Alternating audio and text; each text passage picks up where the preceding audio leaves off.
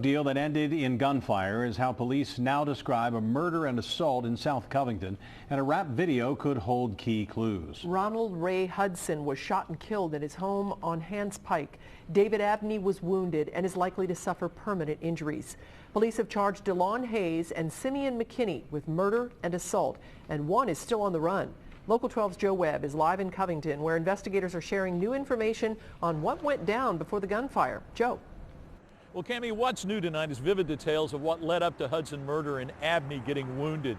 Delaun has turned himself in. Simeon McKinnie is still on the loose. But we now know that Covington police identified them, at least in part, with rap videos that they produced and posted on YouTube. 1371 Hands Pike was an active crime scene last Thursday night and Friday morning. Dead at the scene was Ronald Ray Hudson, who lived in the house with a woman and 3 small children. Police say Delaun and Simeon McKinnie were brought to the house by David Abney and Matthew Bowling to buy marijuana from Hudson. When Hudson produced a half pound of marijuana in his garage, police say Hayes and McKinnie started firing.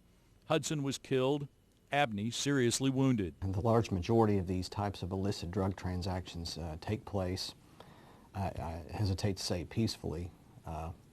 This one obviously didn't. Police aren't saying why. They recovered 9mm shell casings at the scene from 2 different weapons.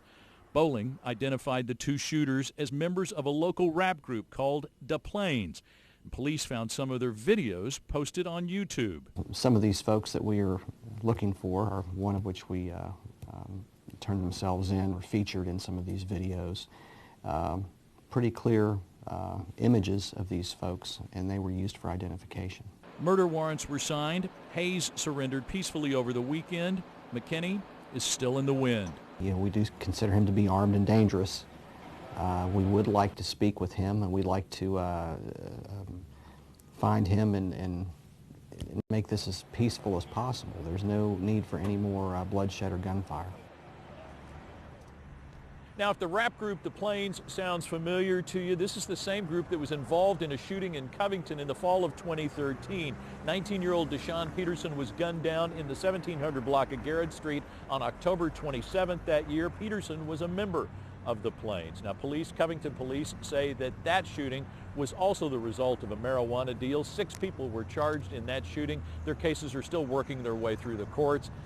These 2 cases are not connected, according to Covington police. Reporting live outside the Covington police station, Joe Webb, Local 12 News. Cammie? All right, Joe, thank you. Covington police say the 2 murder suspects stopped at a gas station on the way to Hudson's house.